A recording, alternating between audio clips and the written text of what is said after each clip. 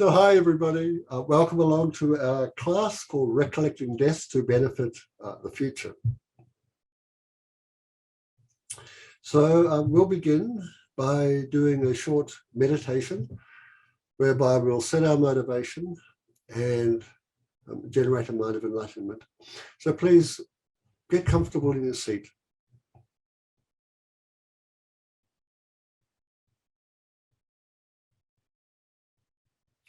So your back should be straight and your shoulders relaxed, and you can place your hands wherever you like. And you can keep your eyes open or you can close them.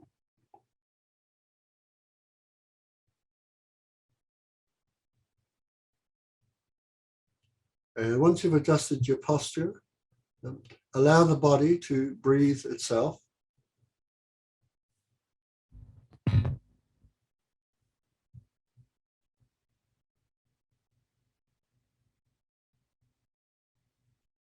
And as it does so, become aware of the movements that take place whenever you inhale and exhale.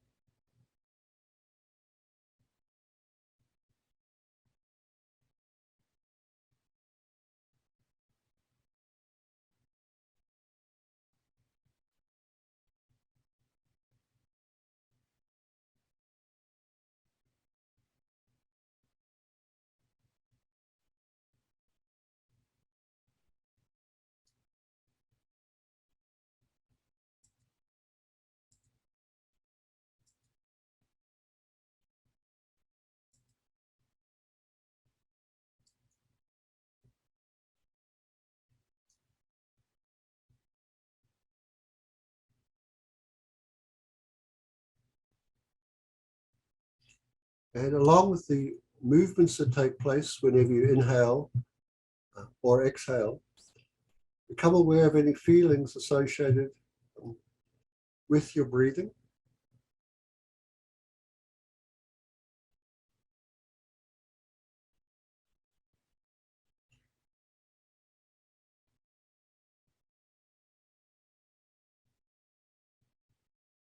And in this way, you bring some focus to the mind and relaxation to the body.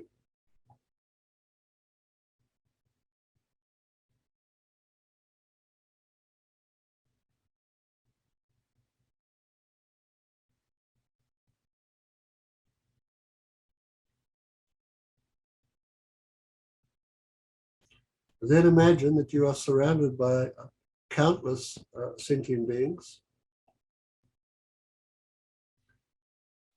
And amongst this vast crowd of people,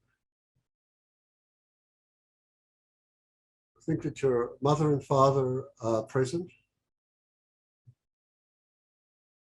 family members and people you feel close to.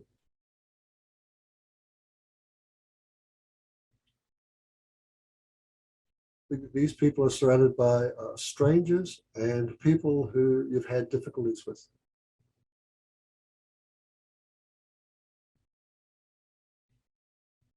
Then recollect what you have in common with everyone.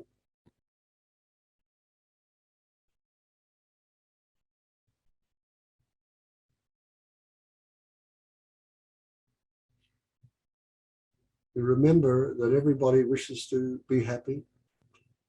Everyone wishes to avoid suffering. And yet, what everyone does seems to bring themselves like close to suffering and actually avoid, or they don't get the happiness they're seeking. Not only that, all the people that surround you are subject to death, and that their death could take place at any time. So what are we to do?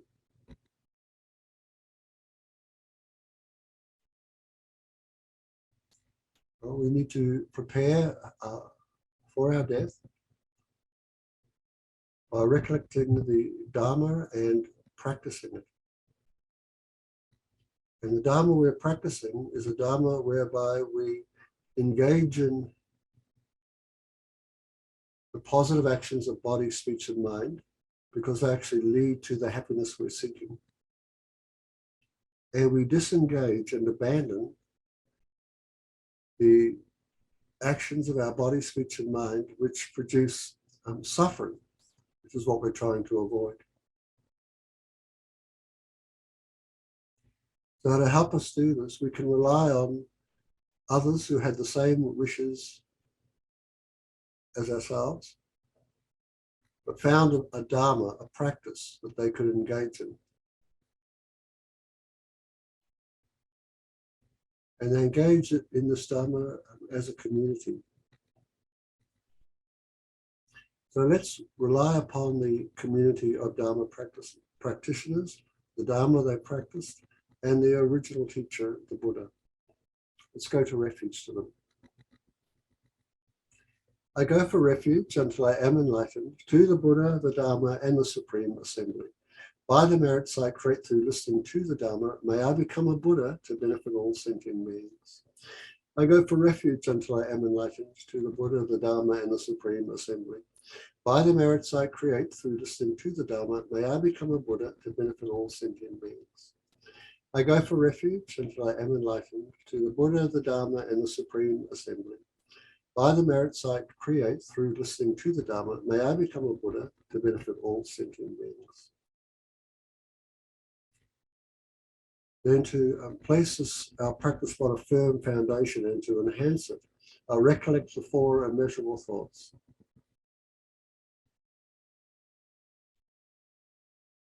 We're thinking we want others to be established in states of compassion, love and kindness, joy and equanimity.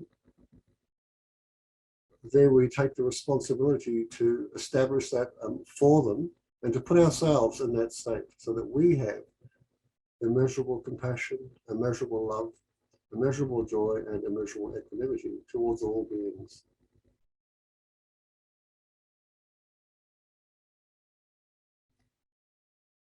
I think now that lights and nectars come out from the heart of the Buddha and they wash over you and over all the beings surrounding you. Every hindrance to the four immeasurable states is washed away. And you find yourself having immeasurable compassion towards all beings, immeasurable love, immeasurable joy, and immeasurable equanimity. Again, recollecting that you're in front of the refuge field, I recite with me the seven-limb prayer. Reverently, I prostrate with my body, speech, and mind. I present clouds of every type of offering, actual and imagined. I declare all my negative actions accumulated since beginning this time and rejoice in the merit of all holy, ordinary beings. Please remain until the end of cyclic existence and turn the wheel of Dharma for living beings. I dedicate my own and others' merits to the great enlightenment. And now to remove any vestiges of grasping to our merit, we can imagine that our body, under the influence of emptiness, transforms into a wonderful pure land. And as a mandala, we offer this to the Buddha and the refuge field. Again, reciting along with me. This ground, anointed with perfume, strewn with flowers, adorned with Mount Meru, four continents, the sun and the moon. I imagine this as a Buddha field and offer it. May all living beings enjoy this pure land. We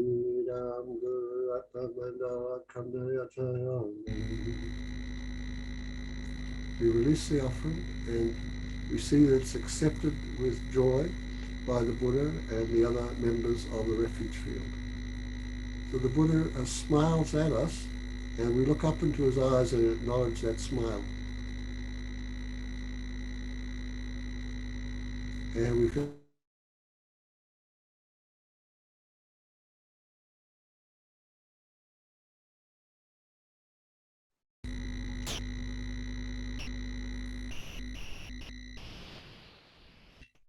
so now an emanation of the Buddha leaves his heart, it moves through space and comes to abide above the crown of your head. It's facing in the same direction you are.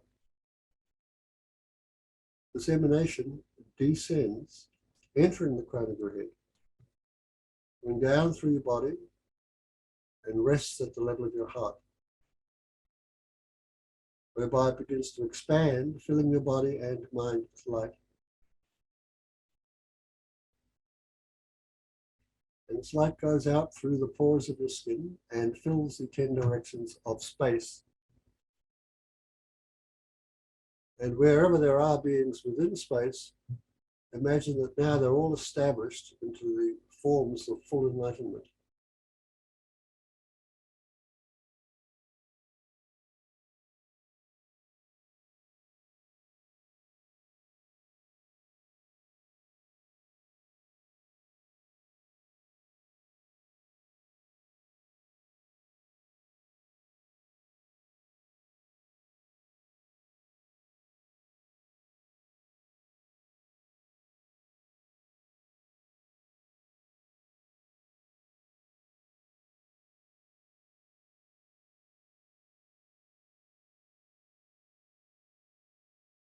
Now the light withdraws, re-enters your heart,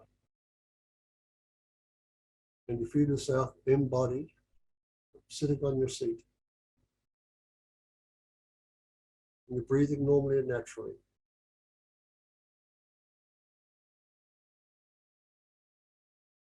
And gradually your eyes open and you find yourself right in front of your screen. And you acknowledge this has taken place on the level of imagination and has placed upon your mind an imprint for its actualization.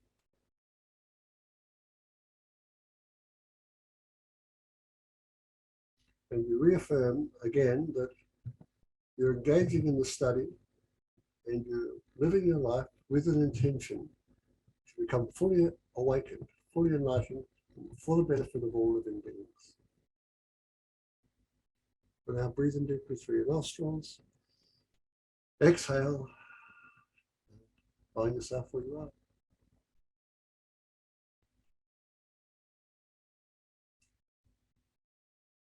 Okay.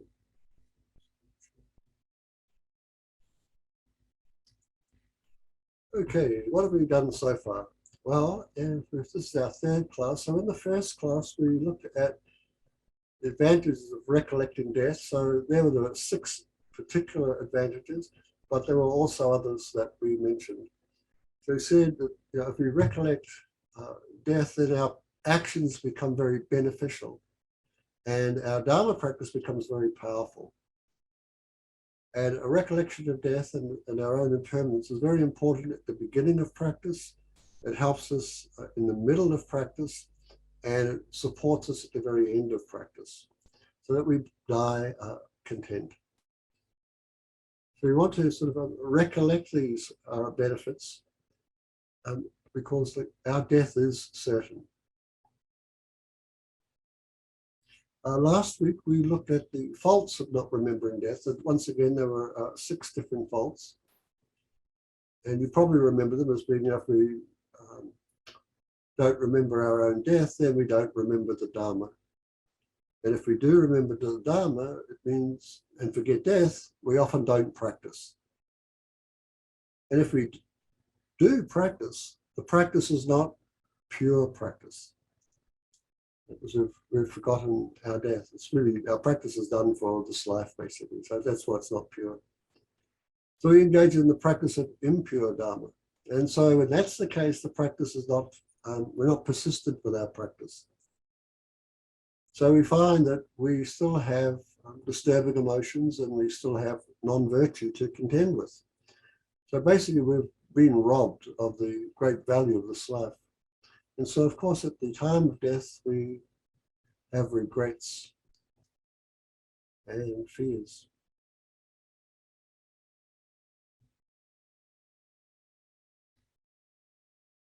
So we need to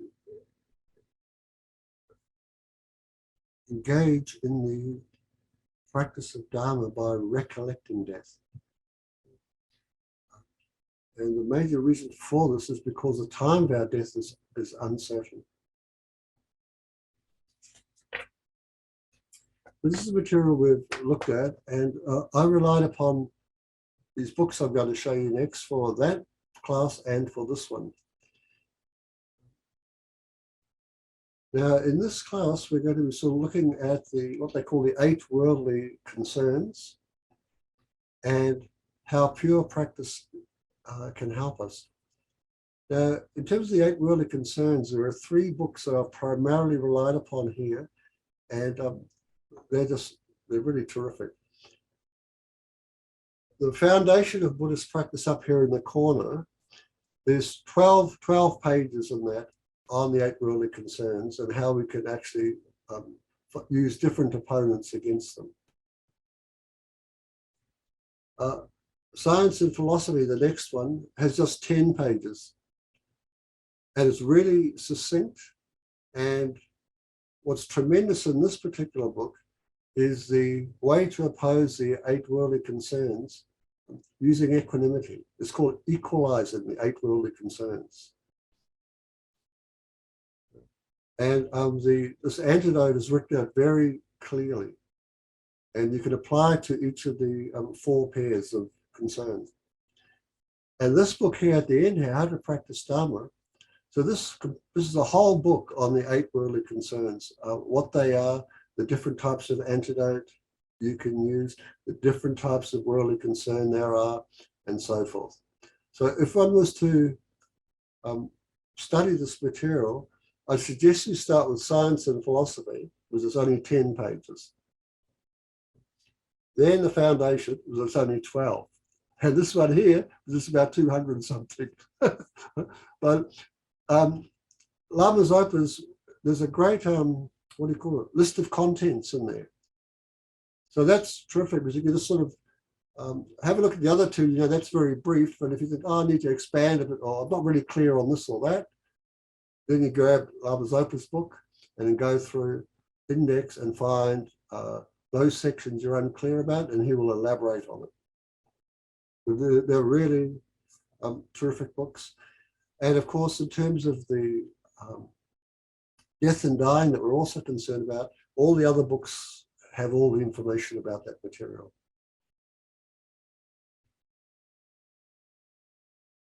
Yep, okay. So let's have a look now and let's look at today's topics. So like I said, we're going to look at these 8 worldly concerns and how we might equalize them. And then we're going to look at how, at the time of death, what actually helps and what does not help. It's also summed up under a heading, only pure practice helps when dying.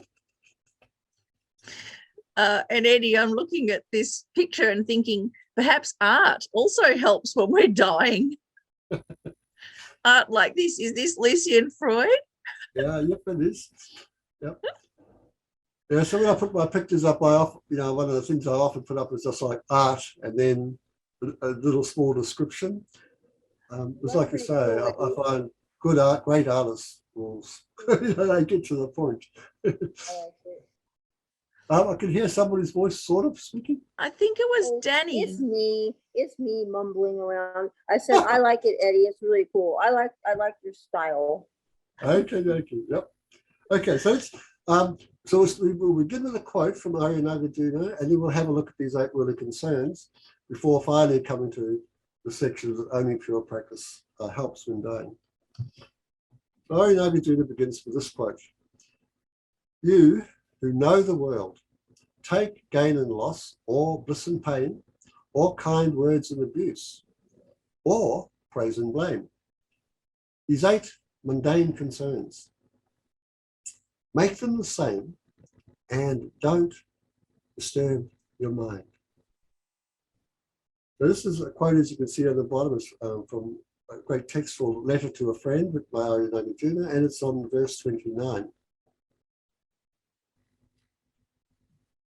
So this is now from volume 2, the book by the Dalai Lama, The Mind, that one of the big book that I recommended, just 10 pages. So here he says, among the various methods taught in the Buddhist texts for training the mind, one important method concerns how to develop equanimity towards the 8 worldly concerns. in general, most people tend to extol themselves and disparage others. They develop jealousy toward their superiors, competitiveness towards their equals, and pride towards their inferiors. They become vain when praised and angry when criticized. Therefore, they experience various sufferings in the present and will do so again in the future.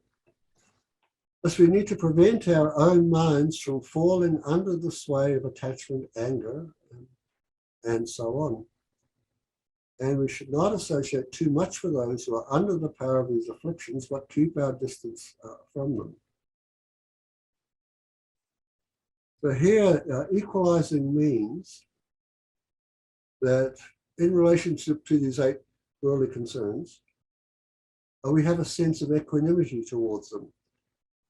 So we prevent the mind from all falling under the sway of these concerns. Now, this really depends on us understanding really well the faults of each of these likes and dislikes, as well as understanding their antidotes. And through your reading of this material, just like me, you'll discover that the way people relate to these 8 concerns are quite different. So if you're an ordinary, what I mean by this, if you're an ordinary person who's not come across the Dharma, your behaviors toward these 8 will be quite different than those who have come across the Dharma. And they'll be quite different, again, from those who have actually got some insight into our emptiness. Those who have some insight into that will see that all phenomena lack any true existence. And that ordinary people and people who don't understand that will be grasping at these 8 to be truly existent. So then, if you do that, then you must try to avoid them, or you must try and gather them in. And that's what ordinary people do. They can't tell the difference here. And in defense of that, of course, then you're going to get a lot of disappointment and suffering. So let's... so Eddie, you just said, so people's behaviors are going to be different. So does that mean that people just in our common world, people run after these things as if they're good things? Is that what you're... Yep, they'll see them as being good in and of themselves, and that they will provide pleasure, comfort, profit, approval, success, and so forth. So they're seeing that and imagining that to be the case, they will want those things. Mm-hmm. Yep.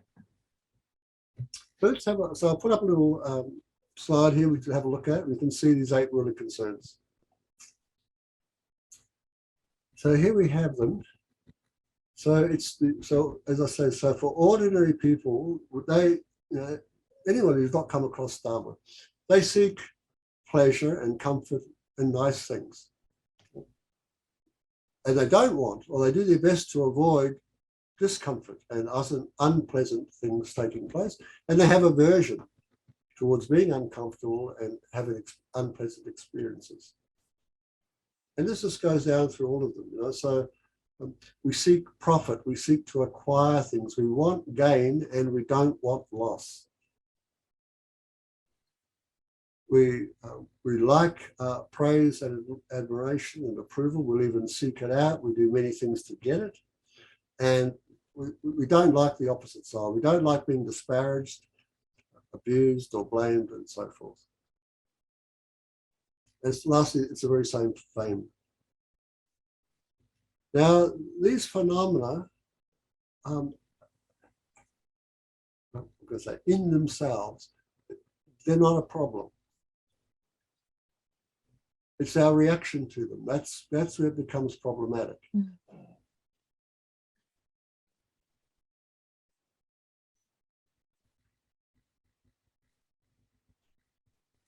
Now, I just want to say a few words about all of this, these 8 worldly concerns.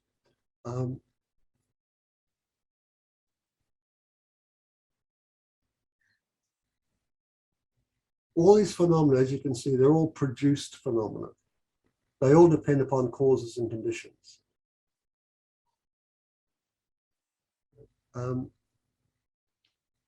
Being produced phenomena, they are subject to change. And we don't have to do anything to them or about them. It's just the way they are produced. The causes, the conditions are subject to change. So there we have the result, pleasure or pain, that's also subject to change. And these phenomena are also called dukkha, meaning that they're not satisfactory. They're unable to provide us with the happiness that we're seeking. And finally, these 8 have no objective existence. And, we call that when something doesn't have an objective existence, they say it lacks self. So it's interesting. I've been playing around with this material in my own head, and when we say they have no objective existence, what we're saying is that can you find these phenomena like out there in the world, like separate from you, objectively existing? You'll see pretty quickly no. And if you ask, one of the reasons for that is because they're produced. They depend upon other things. So in the principle of other things, we have the word pleasure. But pleasure is not out, it's not out there anywhere on its own.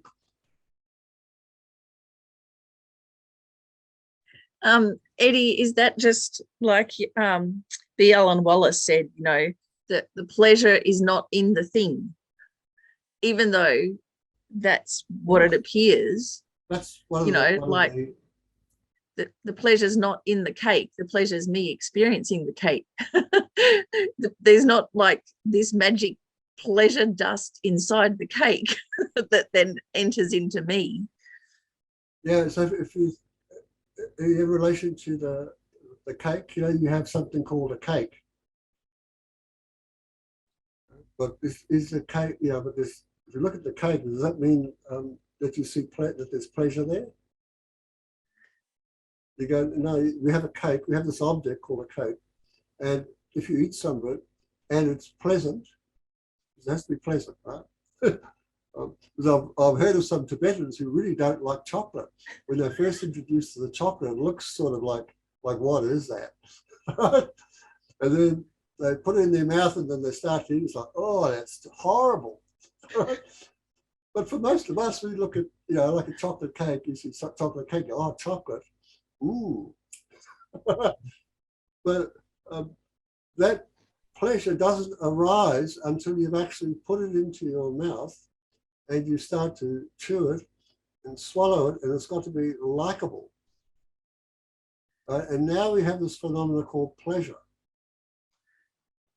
But it's not in the tongue, it's not in the cake, it's not between them. It's this word we use.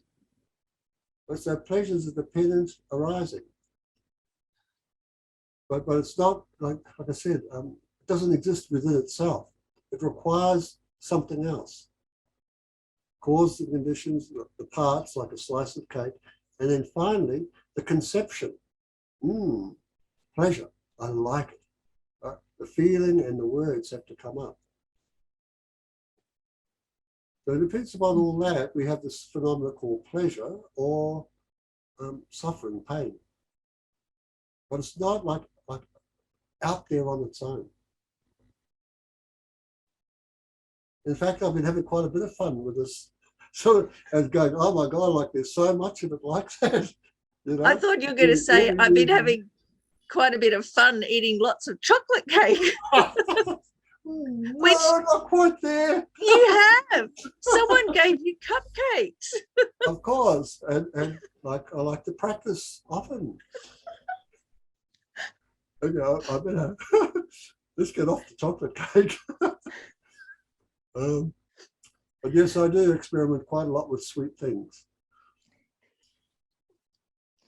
So this goes right across all of these things. And like I said, so we have attachment to one pair, to one part of the pair, and aversion towards the other side. So of course, this is what we call reactivity, emotional reactivity. So we cling to what we like and we push away what we don't like, what we don't want.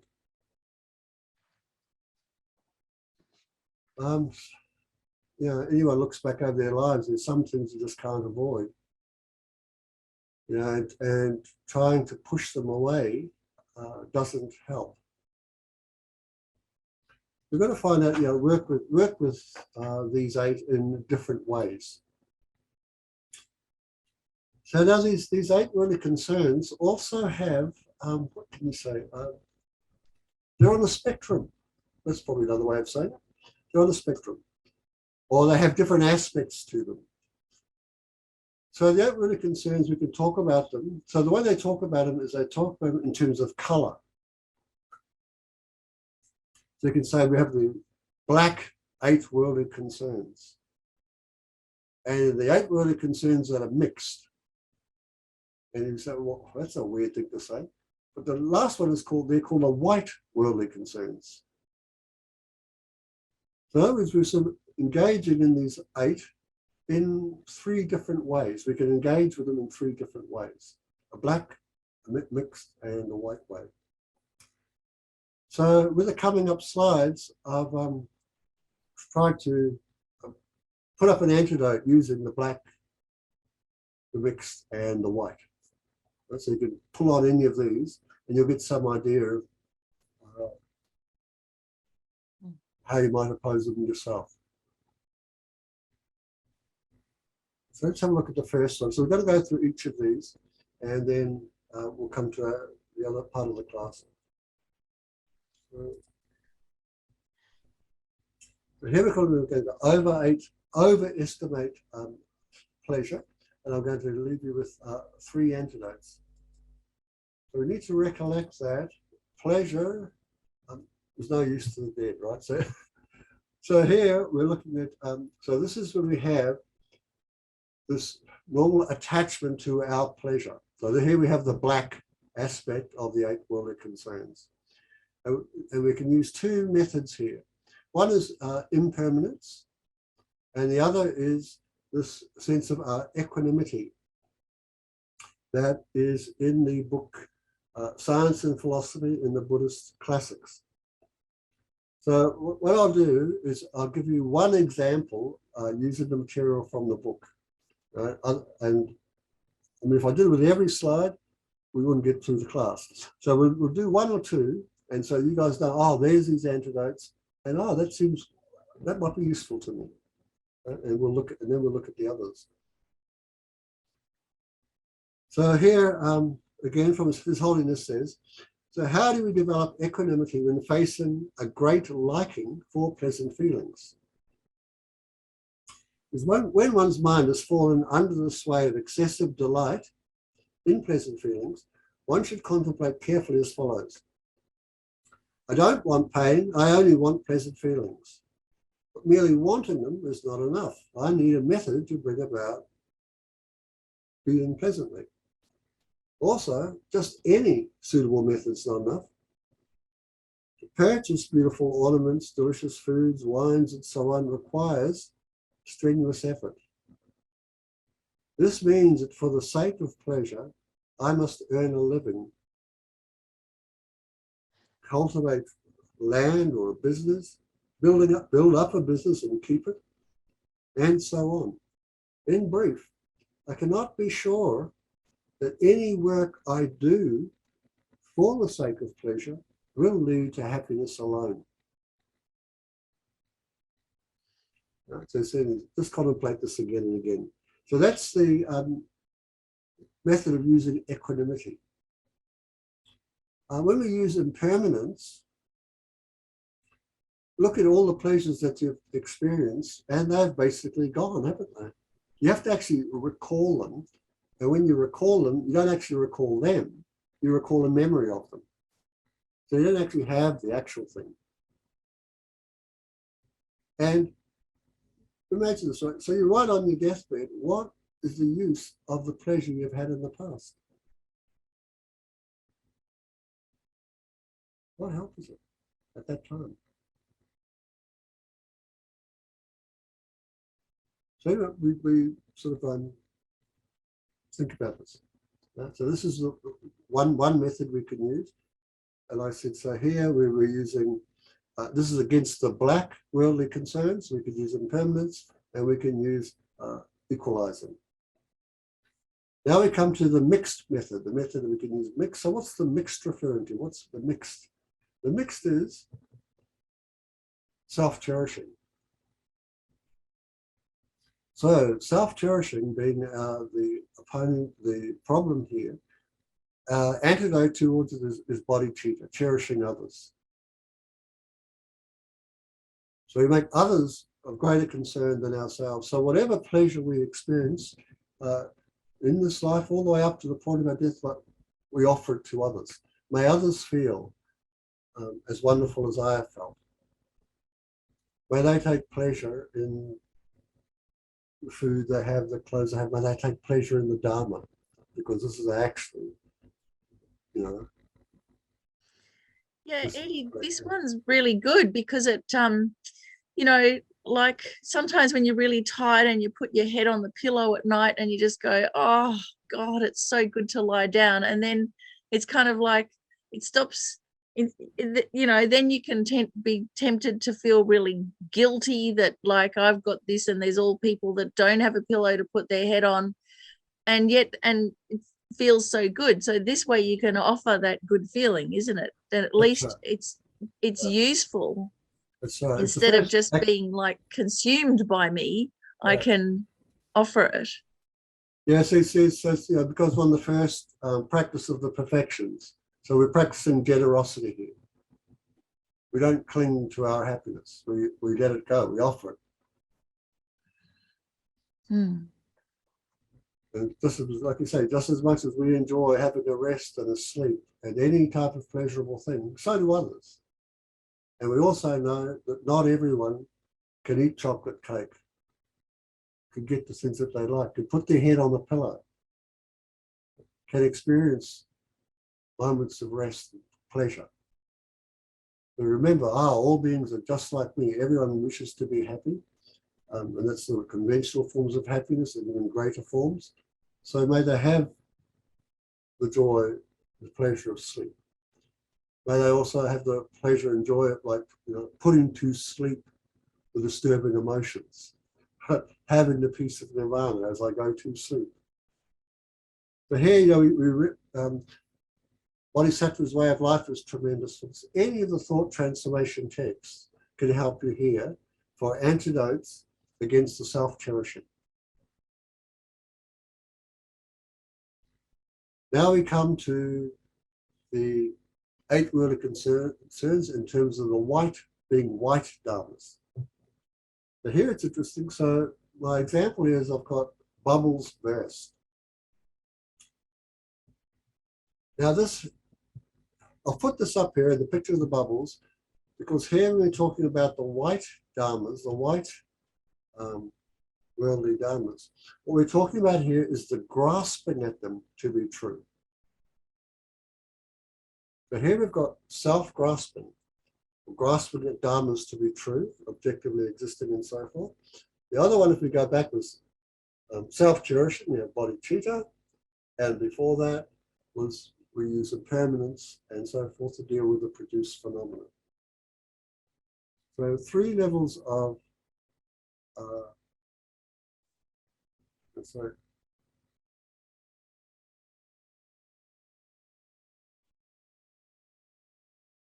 3 levels of the phenomena and our response to them. Now, some of you might have come across the text where the Buddha often uses the simile of that our feelings are like bubbles. and the bubbles don't last very long, but they look, if anybody's ever seen a bubble, of course we've all seen bubbles, and you look at them and they look really like sort of real and independent of us, don't they? Some of them can be quite shiny, fragile. Many times we like them. There's a sense of joy about looking at a bubble. But they don't last very long, and they vanish. So this simile that I've used here is to remind us of the empty nature of whatever the phenomena are, as an antidote to the grasping. And the commentary on this, I've been using a lot, so you might be able to, so here I'll hold up this book, you probably not very nicely seen, but it's called Insight into Emptiness by Geshe Jumpa Tekchog. Eddie, if you just stop the screen share, you can Right. hold it up and everyone will be able to see. Okay, where's it? How's it going? No. No? Anyway, it's called Insight into Emptiness. And it's by Kensei Jumpa Tekchog, and it's edited and introduced by Venerable Thupten Chogyam. So once again, it's this lovely way of writing that she's got. Like I said, she does all the work for the Dalai Lama in those particular books. And here she's done Insight into Emptiness. So at the back, there's all these similes that are taken from the Diamond Cutter Sutra. It goes with it. How does it start off? Like a star, like a visual aberration, like a flame in a lamp, magician's illusion, a bubble,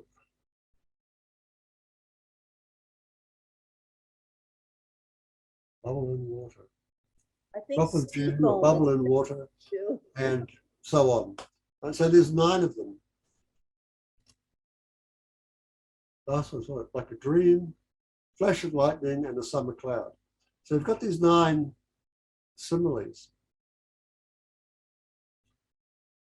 And they're fantastic, but because they're all around us. So we can see these phenomena at any time. And in this particular book, it tells you about them in a sort of conventional way, which we are familiar with. Right? That's we just go, yep, that's right, it's like that. But then they bring in how this relates to the phenomena being empty and a dependent arising, or being empty and the source of all problems, or being empty and impermanent. Or if you could, like, just, if you could, just have a look at that material, write a little bit on a card and carry it around and go, oh, this week I'll look up at the sky and look at the clouds and go, oh, this one, the clouds is like this. Cloud is a produced phenomenon. I am, everything I can see with my senses is. How does this relate to the empty? It'll tell us, and we can go, yeah, wow, that's true. So I think for myself, often if somebody will tell me a story and then put something, like it's like this, they say, we get our simile, and then we can go, oh, I get it. So this is like that, and I find it's a nice way of learning, an easy way of learning.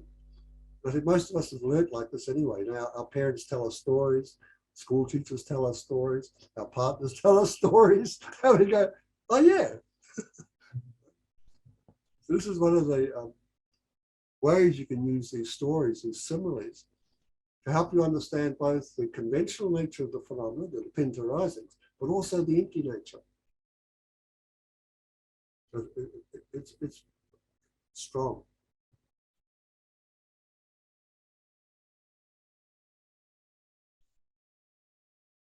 Okay, so basically what I've done is gone through each of these 8 concerns in the same way.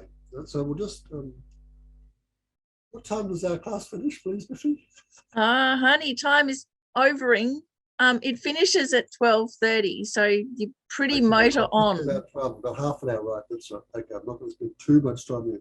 So, Yeah, because don't forget there's the second half, right? I know that. I've got the second half.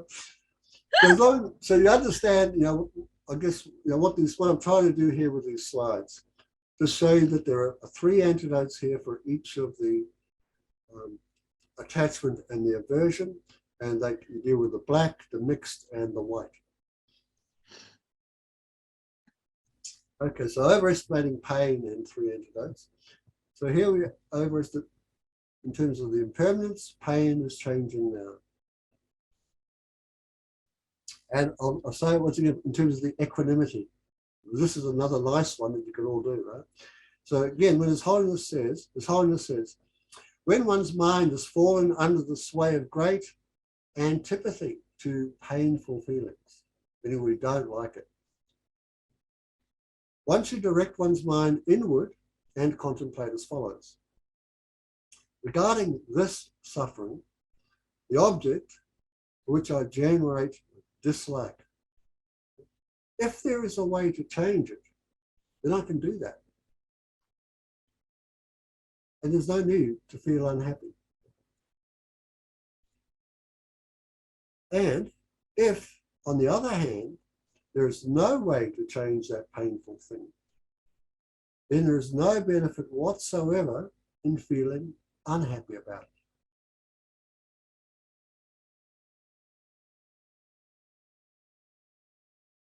So there's the equanimity side, and I said, in terms of the impermanent side, pain being a produced phenomenon is subject to change.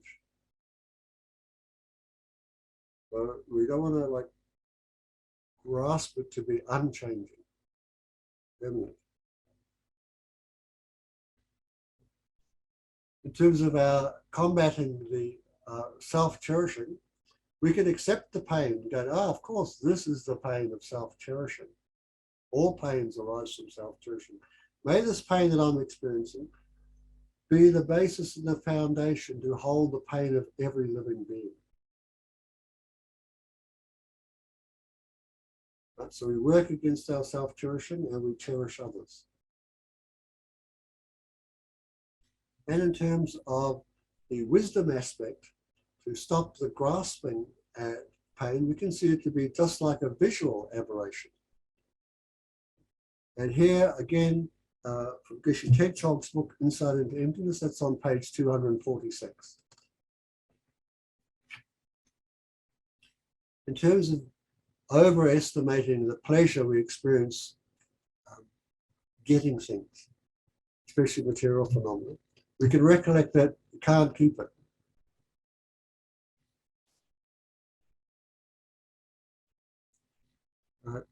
The phenomenon itself disintegrates. You yourself will finally die, leave this life, so it can't come with you.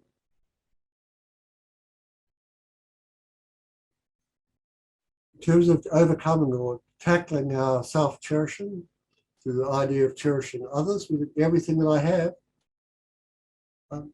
it's yours. In fact, every good thing I've done with my life, you have it. I know you want to be happy. I know everyone wants to be happy. I know everybody is suffering. So whatever good I have, whatever merit I've had, please, you have it. Make your life better. Eddie, is there something similar to this that I've just heard just in day-to-day life where people will say, everything that we have is actually borrowed from others because Sure, it comes from the kindness of others. Yep. From all, like it takes a village to raise a child kind of thing, then everything that I have actually, it's not mine. I'm like a custodian of it. Yeah, that's right. Yep, doesn't help. Support it. Yeah. Yeah, that's a real good support for this idea. And then clouds look quite, from the perspective of where we are, we look up, they seem quite real, solid. And in fact, all the things that we possess seem real and solid. They are like clouds. They seem to have an objective existence. But actually, when we investigate these phenomena, they don't have that type of existence. There's a discrepancy between how things appear to be and how they actually are. Mm. And so this would help us, like I said, with the grasping at the self of the phenomena. The next one, called overestimating loss, and 3 antidotes. You can relate that all phenomena eventually do disperse. Now, I said the phenomena themselves that they produce, they will actually disintegrate over time. And no, that's just this idea of separating from them. Now, when we experience loss ourselves, and we get the feeling of loss and how that hurts, one could say, you know, we don't like it. Oftentimes we want it to be over as quickly as possible. But here we could sort of accept it and think, oh, this is the natural outcome of self-cherishing. You know, so I've been cherishing myself throughout countless lives.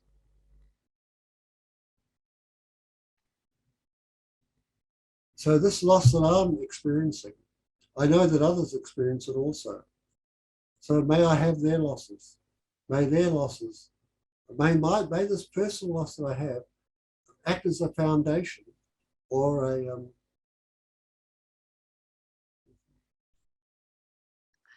something to support, as a support for the losses that all other beings experience.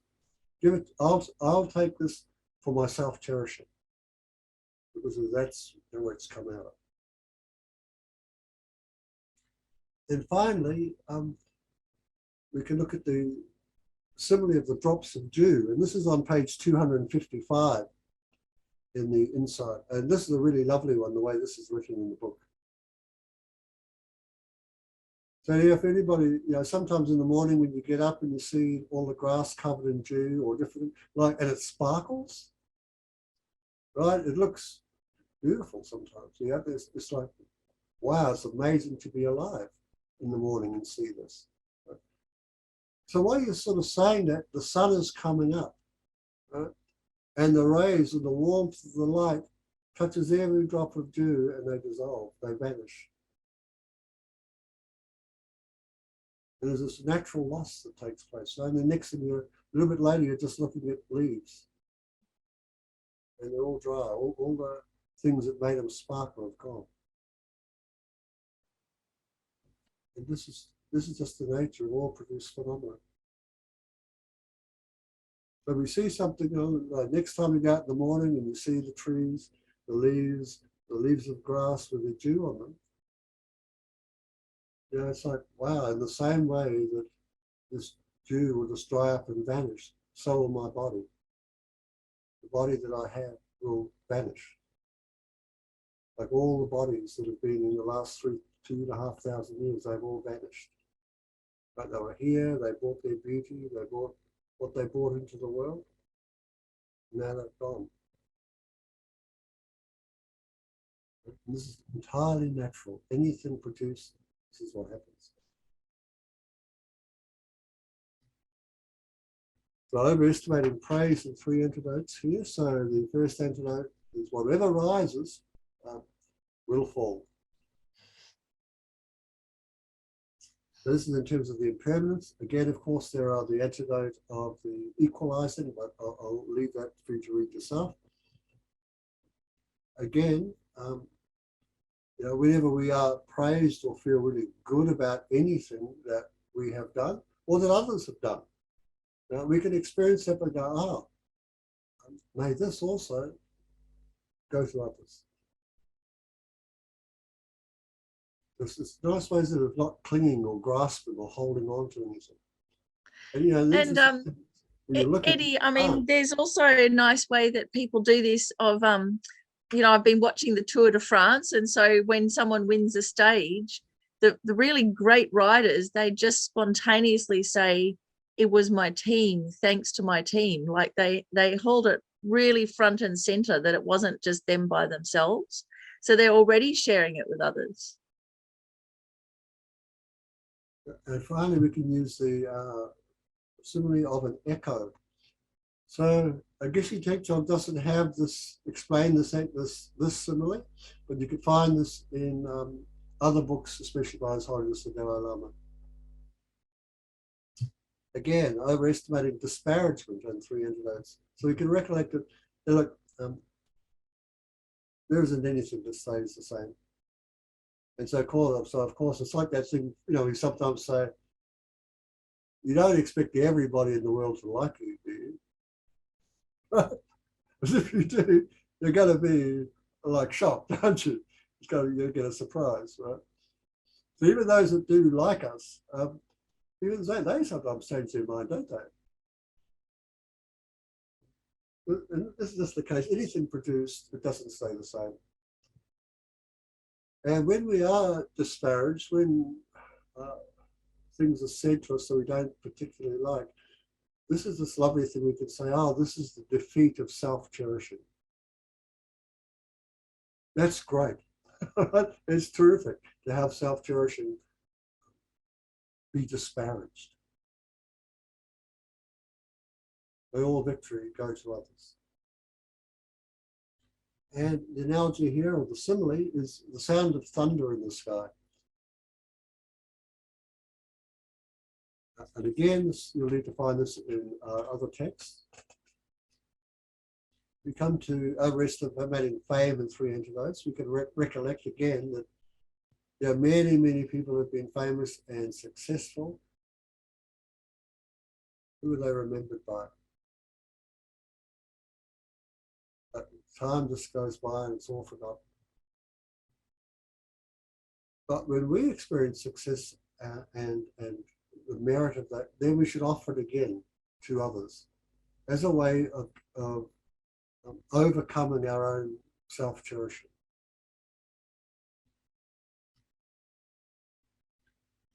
And finally, we have the reflections. So there's a lot of material in Geshe Tekchog's book. It's in the book itself about how reflections look real when in fact they're not. And of course, you often see His Holiness talking about using the idea of a reflection also. So disrepute in 300 odes. So disrepute is, like I said, once again, changeable. You'll notice oftentimes when you read through material, people are like put down, and then a couple of years later, they're seen as, wow, wonderful, fantastic people, they did this and that. But when they say what they're saying, it's not liked sometimes. Yeah? So people find themselves in disrepute, but it's changeable. Again, when we find this happening to ourselves, we can accept it and just say, this is, I'll put this on self-cherishing. Self-cherishing really should, we'd like it to fail. We'd like it to be defeated. And finally, so we have this, the simile of lightning. And again, so this one is in Geshe Tekchog's book, and it's on page 258. So Pamonka Rinpoche has this type of advice to us. And this is from Liberation in the Palm of Your Hand. He says, look, make up your mind to ignore the 8 worldly concerns, and you will receive this life's comforts, happiness, and fame as if you had courted them. So they sort of naturally come to you. All the good stuff naturally comes. But with that craving and the grasping that goes with that, or the grasping and aversion, clinging in the aversion, then the opposite happens. But we don't actually get what we want. So through my thinking about this, and I'm sure it'll happen to you too, a way of equalizing 8 worldly concerns sort of came up, and I thought, well, look, this is another simple way we can think about this. Experiencing pleasure does not ensure that your life will be a happy one. Happiness doesn't equate with pleasure. Not another pleasure with happiness. And pain itself does not ensure unhappiness. In fact, some of you might realize that, pain is a warning signal. pain warns us about stuff. I mean, we saw a show many years ago about a woman who didn't experience pain. Like she could put her hands on a stove and be burnt by the flame and not feel any pain. Now that's not a good thing, but I think it's good. It's not. So pain itself doesn't ensure unhappiness. And it's the same here. Having things, that doesn't ensure happiness either. Neither does losing things. Like, for instance, you might have cancer and then lose it, right? Or you have a problem and then it's gone. So doesn't mean to say you're going to be unhappy. Being praised does not ensure happiness, does not provide you, it's unable to provide you with stable happiness, being praised. And being blamed for things doesn't ensure unhappiness.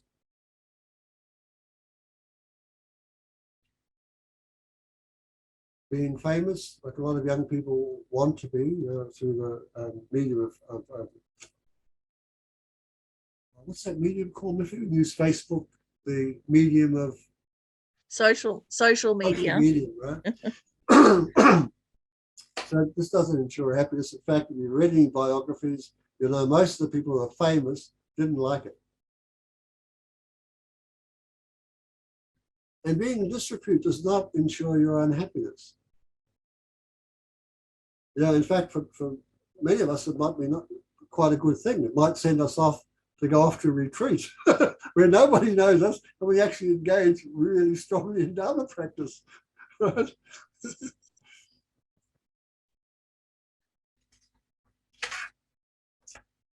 So none of these things will actually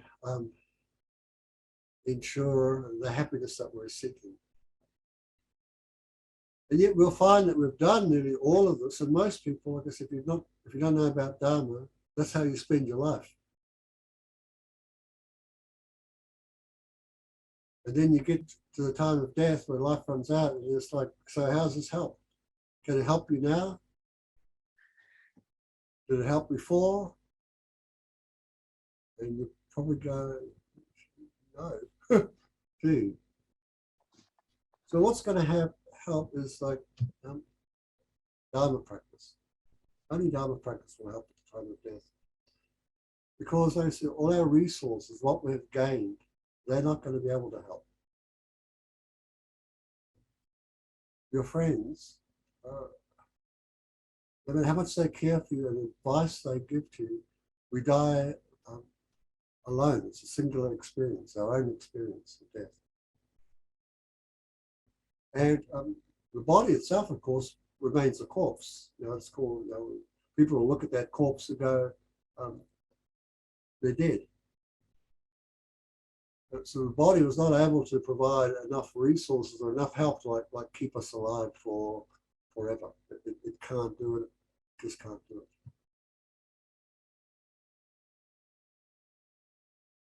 So in terms of the practice that we engage in, knowing that only Dharma practice helps at the time of death, then what type of practice? Well, it should be one that's pure, that is not wrapped up in the eight worldly concerns. That was the least grasping as possible, so we use the similes to help us there.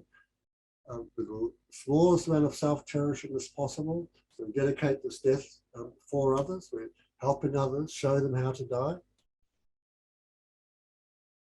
And we don't need any other resources other than the mind that we have at present. And all the good behaviors that we've been doing since we've become familiar with the Dharma. And so our virtue is there. Our best efforts at abandoning non-virtue are also present.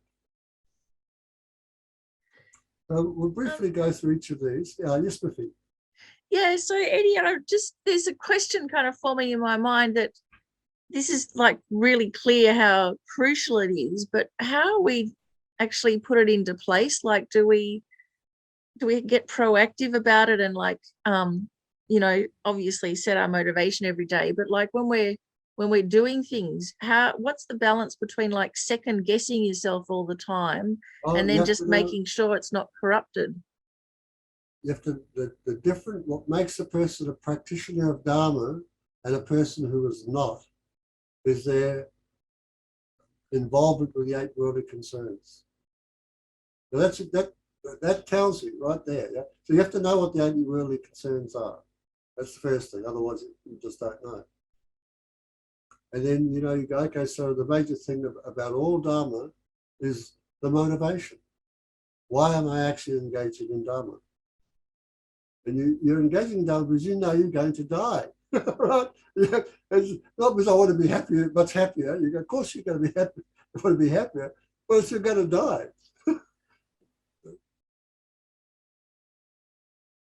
So this is going to be the driving thing. Right? I'm going to die and I want to help others.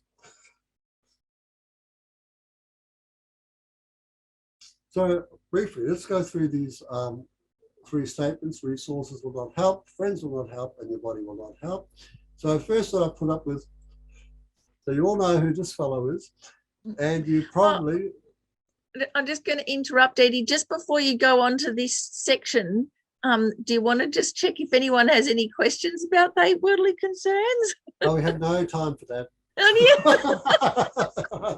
We're going to die. Let's get on with it. That's hilarious. Does anyone have anything they'd like to say? Yes, I have a question, Eddie. Now wait a minute, let me find it. Yeah. Okay, why is it that all pain is the pain of self-cherishing? I don't understand that one. So if we go, so what are the sources of our pain? What's the original sources for our pain? Ignorance. Yeah, we've got to go. Ignorance is the self-grasping. We've got 2. Remember? Well, loss. You lose somebody you love, you feel pain. Say that again, please. If you lose somebody you love, how can you not feel pain? And why is that self-cherishing? No, you can feel pain. That's what you do with the pain. It's the reactivity towards the pain. That's the problem. Oh, I see. It's what do I do when I feel pain?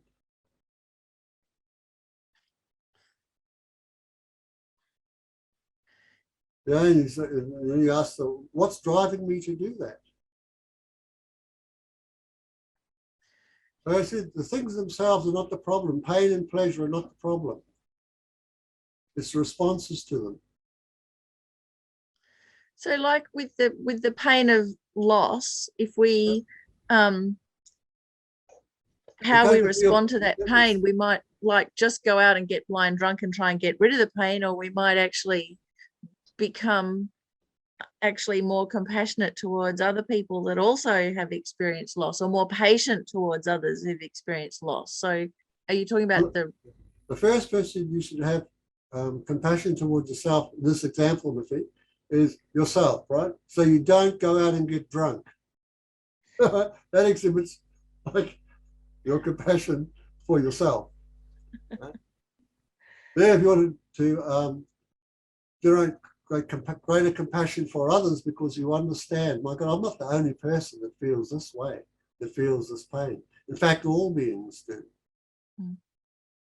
Right? Now, to stop myself just focusing on me, which is called self-cherishing, the cherishing of the I that is grasped by ignorance. To overcome that, to break it up a bit, I will accept this pain, thinking that it is the pain of all beings. And I'm going to put all that pain on that mental attitude of only being concerned about myself. And I want to break that completely so my concern comes out towards others. So I can use my own suffering here. I can use it skillfully as a platform to care about the suffering of others. And so, when we're here, we have someone who's really close to us and they die. So we have that loss and the pain that comes with the loss. and our mind goes on me. And that's natural. But we can go do more than that. We can go, the person I love who's now died has a daughter. Or, there are other people that are also concerned about them, that are also experiencing loss. What can I do for them?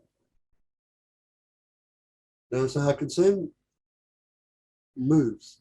And people do, don't they? Especially women are terrific at this. They'll get up, would you like a cup of tea? So that's one of the first things you can do, isn't it? Is offer somebody a cup of tea. And then you sit there and then you're quiet. You don't offer any solutions. You wait for them to talk. And then knowing the Dharma, you're okay. This person here is like me. They don't know though about the bodhicitta mind. They don't know about the self-cherishing. They're grasping itself. They're hurting too. Oh, okay. So what can I do about that? So what I can do is immediately care for them and how I can remind them of all the good qualities of the person who passed away. So I'll lighten their load. And so sometimes, like I mentioned last week, I think, where you can go by and you see the person's just passed away, but everyone else is sitting around there laughing. And you go, what's so funny? We just remember all the great times that this person contributed to our lives. Right? So the focus changes. And that way we can make use of our losses. We can turn them into Dharma. So Eddie, it's what you're saying, it seems like that all of the focus, when it's like all about me, all coming into me, it's like collapses into this like black hole of me. There's no connection with others. But if we work against the self-cherishing and open our heart to care about the others, that opens it all up. So it's which way our focus is going, isn't it? Yeah, we still have some, there's still pain of the loss, but you'll notice it's marginally diminished. It's majorly diminished. But there's still and loss. So then There's still feeling of pain. Susan's question of, well, how come all the pain in the first place comes from self-cherishing? Is that does that actually then come back to like karmic cause and effect, that we're already experiencing the results of that? It's all about me kind of attitude from the past coming up. The major source, Susan, here is really the self-grasping. I understand, Eddie, I understand what you're trying to say. Okay. It's self-cherishing depending on our reaction to others or lack thereof. Yeah, it's just like, it's sort of like the normal way we are sort of, we just don't care as much about others as we do for ourselves. And that makes sense now. I completely understand it now. Thank you. Okay, thank you. Thank you. Okay, let's go. Where are we? Before we die. Where are we? So resources are not going to help. So this guy, Steve Jobs, and he's saying, this will help, but not at the time of death. All right. And as some of you know, that great talk that he gave, he said, like, don't mess around here. Life is short. So resources, limited help, and not at the time of death. And then friends. So of course, our friends will want to help, and some of our friends will be engaged in different Dharma practices for us and so forth. But they just can't stop you dying.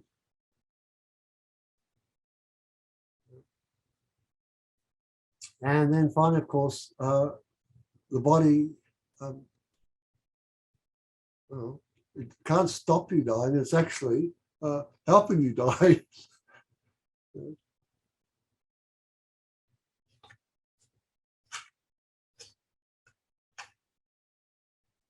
So Eddie, this one's quite confronting with with friends we know, even though they care about us so much and they do anything for us, that's often the biggest pain there, is that feeling of helplessness. but at least we know we're cared for. But this one, when our body won't help us, it's almost like the very thing that we've often even thought is us, our body, turns against us. It's like a complete betrayal. It's like it turns into anarchy. It was always that way, hon. It was always not in our control. This is where we, are kind to ourselves and the bodies by recognizing, oh, that's right. It wasn't under my control. It was under the control of its own causes and conditions, and all these phenomena fall apart. So, we can be grateful that our body took us this far, but now it's time for us to leave. So, the practice that we do then has to, knowing this, right, the practice we engage in should be a pure practice. So what does that mean? Basically, I'll try to sum it up in a sentence. So we're trying to be non-attached to all the wonderful things of this life. In being non-attached, our practice can be pure. So here it's interesting. You want to find out what some words mean, like attachment. Like, be clear, what attachment means. So you'll see that I think there's at least 3 different understandings you can take of it, and they will all be useful to you. So one of them, in terms of attachment, it means basically you're overestimating the qualities of the object you're engaged in. Another aspect of it is you'll know that I'm only looking at the parts of the object that I find pleasant and agreeable and that I like. Another thing that you'll know is this attachment has me seeing that these good qualities are actually within the object. So there's 3. And the 4th one is that attachment's like a sticky mind. It takes the 3 things that we've just said, and it doesn't want to be separated from this object. I said stick. So Miffy's mother called me this one time. I mentioned about one of the students, and Miffy's mother said, she has a really sticky mind. Okay, I get it. So we can check ourselves. Is our own mind like sticky? What do you mean? I don't get it. Oh, God. It's, come on, you're going to spell it out for me. I don't get it.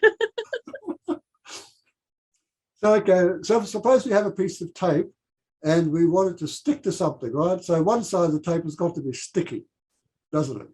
Sticky tape, right? Yeah. And there's the object, and you get the sticky tape and you go, look, and now they're together, right? Sticky tape and object. That's the same thing as you get your mind, and you do not want to separate from the object. You're going to hold the object. And what's the object you're holding? The object that seems to be only good and have all of its good qualities in the object.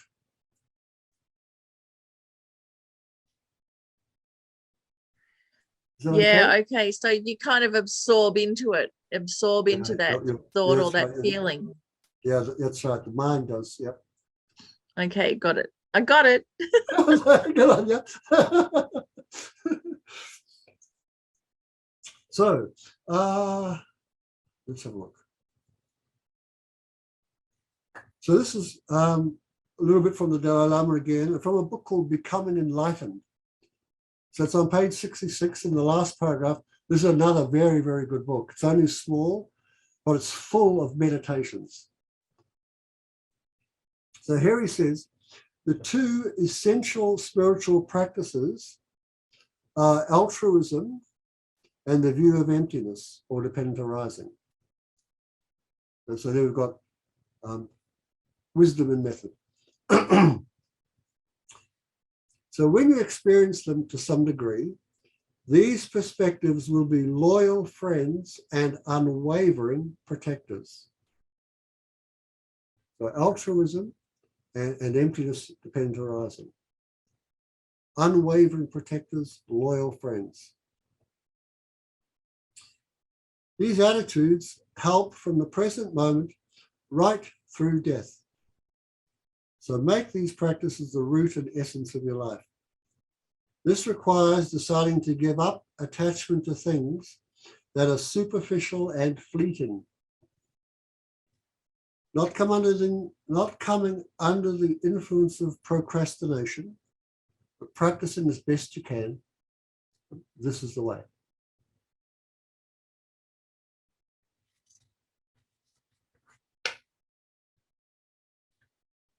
So our takeaways for today are, like, there are these 8 worldly concerns. They do hinder spiritual practice by having the mind go up and down in relationship to them. But there are antidotes for all of them.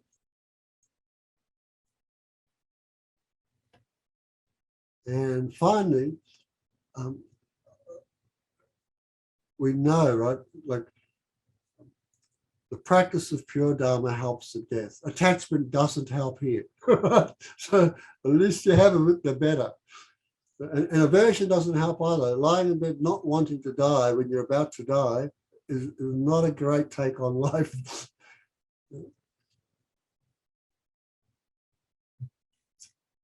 So before we're just on time. It's marvelous. We've beaten death today. Is there anything anybody else would like to argue, but to bring up? So Eddie, stop the share so you can see if anyone's gonna. Okay. Anyone has any final questions or anything you'd like to just add to the class? That's fine. Yolanda, yep. The equalizer sequence that you put together, did that come from science and philosophy? Is that the book? Yep, that's right. Yeah, Okay. yeah.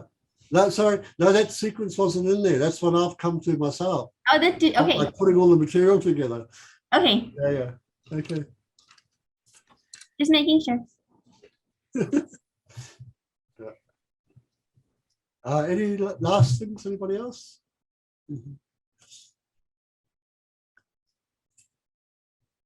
Okay, then.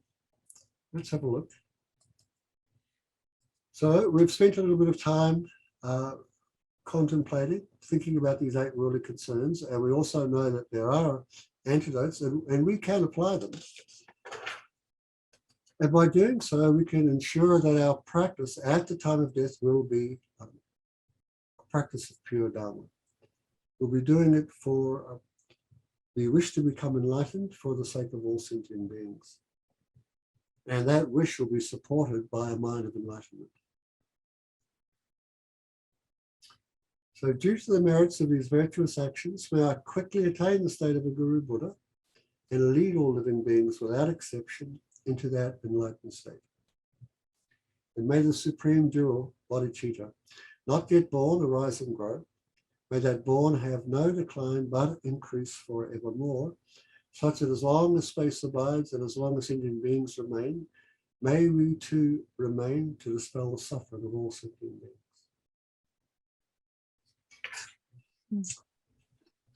Okie-dokie. So we've come to the end of today's class. I hope you found it useful and you've enjoyed yourself while you've been here. And you'll do your best to practice pure Dharma. Okay, everybody. So thank you very much. Thank you for being here. Do we have one more class? Yes, How we many do. classes do we have left? One more class. Okay, let's do our utmost to all come back at the same time at the same place, everybody. Okay. Bye-bye, everybody. Bye-bye. Thanks so much.